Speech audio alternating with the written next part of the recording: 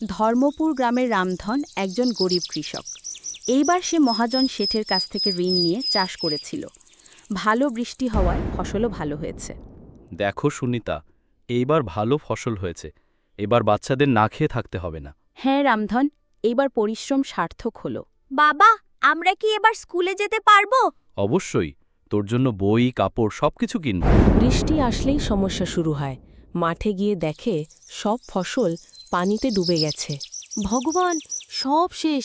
আমার আশা পরিশ্রম সব ভেসে গেল। পরদিন সে শেঠের কাছে গিয়ে সময় চাইল। একটু সময় দিন, সব শেষ হয়ে গেছে। না, সময় নেই। এখন জমি আমার নামে। রামধন ও তার পরিবার জমি থেকে বিতাড়িত হল। বাচ্চাদের নিয়ে সে জঙ্গলের পথে রওনা দিল। সুনিতা, এবার এই গ্রামে আমাদের কিছু নেই। এক বৃদ্ধ সাধুর কুঁড়েঘরে তারা ঠাঁই পেল। তোমরা চাইলে এখানে থাকতে পারো। বললেন সাধু। রামধন প্রতিদিন জঙ্গলে কাঠ কাটে, বাজারে বিক্রি করে খাবার আনে।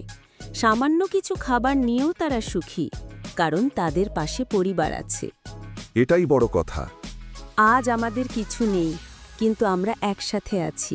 একদিন কাঠ কাটতে গিয়ে রামধন পথ হারায় এবং এক গুহার সন্ধান পায়, যেখানে এক রহস্যময় স্বর্ণে মোড়া গ্রাম ও রাজা বাস করে। তোমার চোখে আমি সত্যতা দেখছি, বললেন রাজা। রাজাটাকে সোনা দেন, কারণ সে সৎ ও পরিশ্রমী। লোভের পরিণতি। শেঠ হারিরাম গুহার রহস্য জানার জন্য রামধনের পিছু নেয়, কিন্তু গুহা তার সামনে বন্ধ হয়ে যায়। তোমার লোভ এখানে স্থান পাবে না, গুহা থেকে আওয়াজ আসে। শেঠ শাস্তি পায় ও গুহা বন্ধ হয়ে যায়। একদিন রাজা রামধনকে ডেকে বলেন, তুমি হবে আমার উত্তরসূরি। রামধন রাজি হয় সেবার করার শর্তে। আমি রাজা হব না, আমি মানুষের সেবক হব।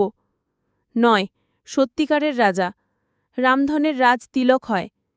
এক কৃষক যে কাঠ কেটে সন্তানদের বড় করেছে, সেই প্রকৃত